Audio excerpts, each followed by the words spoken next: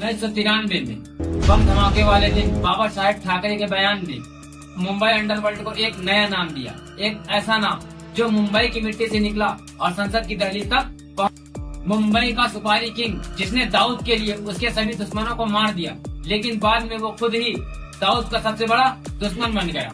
वो डॉन जिसने सत्ता, राजनीति और कानून को अपनी ढाल बनाकर और आज भी मुंबई की जेल में जिंदा, जिसने एक समय में दाऊद से मुकाबला करने के लिए 600 शूटरों की फौज बना रखी, जिसने अपने घर के नीचे खुफिया सुरंगें बना रखी थी और जल्द ही वो मुंबई की सड़कों पर खुलेआम घूमने वाला था। बड़े अंडरवर्ल्ड का डॉन अरुण गावली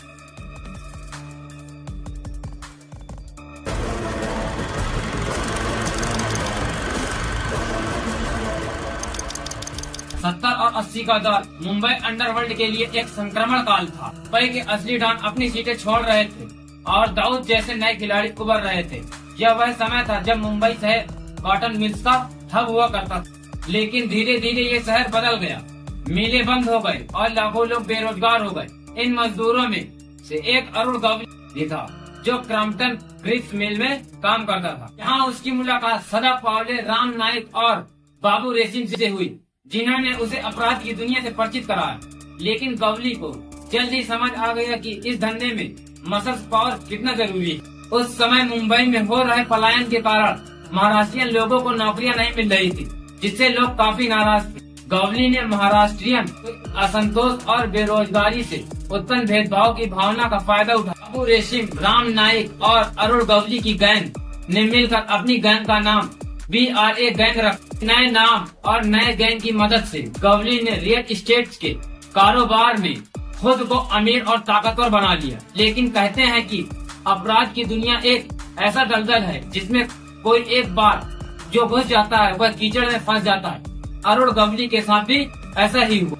शक्ति बढ़ाने के लिए उसने स्थानीय गैंग बाइकुला कंपनी के मुखिया को भयानक मौत दी थी, जिसके बाद हर कोई उनसे डरने लगा और वह बाइकुला का नया गुंडा बन गया। लेकिन इस अपराध के लिए उन्हें और उसके साथियों को 2 साल की सजा हुई। जेल में गावली की मुलाकात दाऊद के राइट हैंड बड़ा राजन से हुई और यहीं से हुई अरुण गावली की मुंबई अंडरवर्ल्ड में दाऊद की दुनिया। और यहीं से शुरू हुआ वो सफर जहां से एक आम मिल मजदूर गावली जो आगे चलकर मुंबई अंडरवर्ल्ड का बेताज बादशाह बना। 12 सितंबर 1992 को शाम करीब 4:45 इंस्पेक्टर KJ ठाकुर मुंबई के JJ हॉस्पिटल में अपने 4 सिपाहियों के साथ 2 हत्यारों पर नजर रख रहे थे। उन्हें हल्की हल्की नींद आने लगी थी, तभी अचानक उन्हें गोलियों की आवाज सुनाई दी। उनकी आंखों के सामने 6 बंदूकधारी अंधाधुंध गोलियां चला रहे थे। पिस्टल, रिवॉल्वर, यहाँ तक कि पहली बार AK-47 का भी इस्तेमाल हो रहा था।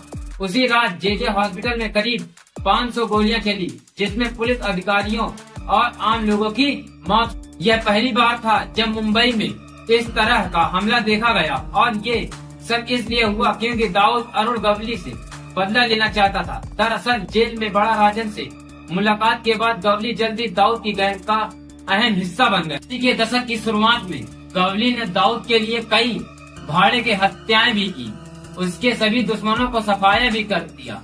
माना जाता है कि गावली ने सुपारी लेकर इतने लोगों को मारा था कि लोग उसे सुपारी किंग बुलाने लगे। लेकिन 80 के दशक के आखिर में दाऊद अपने आप को बॉस मानने लगा और दुबई में शिफ्ट होने लगा। इस वजह से गावली और दाऊद के बीच दुश्मनी शुरू हो गई।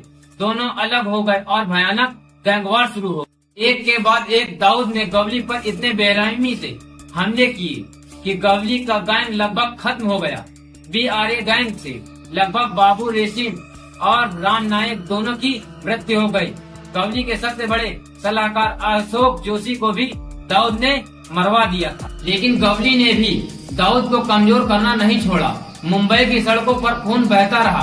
अब गावली बिल्कुल अकेला था। माना जाता है कि एक समय पर गावली के पास करीब 600 शूटर थे, लेकिन जहां गावली खुद तगड़ी चाल के गेट के पीछे छिपा रहता था, वहीं उसका भाई किशोर उर्फ पप्पा गावली खुलेआम घूम रहा था और देखते ही देखते उन पर भी हमला हो। भाई की मौत के बाद गावली शांत हो गया और अगले 2 साल तक मुंबई अंडरवर्ल्ड खौफ से भरा जो आने वाले तूफान की ओर इशारा कर रहा था, और ऐसा हुआ। अब दगड़ी चाल पर अरुण गवली का राज शुरू हुआ। हर दिन उनके घर के बाहर एक बैठक होती थी जिसमें लोग अपनी समस्याएं उनसे साझा करते थे और वह एक राजा की तरह निर्णय लेता। इसी बीच गवली को जुबैदा मुजावर नाम की लड़की से प्यार हो गया। जुबैदा गवली के आदेशों के संवाहक बन गई, जिसने उसे नई ऊंचाइयों पर पहुंचाया। उसने गवली की छवि बरकरार रखने के लिए उससे शादी भी कर ली और उसने अपना धर्म बदलकर अपना नाम आशा गवली रख लिया, जो गवली की सबसे बड़ा सलाहकार बन। गवली ने दगड़ी चाल और अपने गैंग के लड़कों को नौकरी देना शुरू कर दिया। उन्होंने चाल में गणपति और दुर्गा पूजा जैसे त्योहारों का आयोजन किया और दगड़ी चाल के लोगों के लिए अरुण गवली रॉबिन हुड शख्सियत बन। प्यार से लोग डैडी कहा करते थे।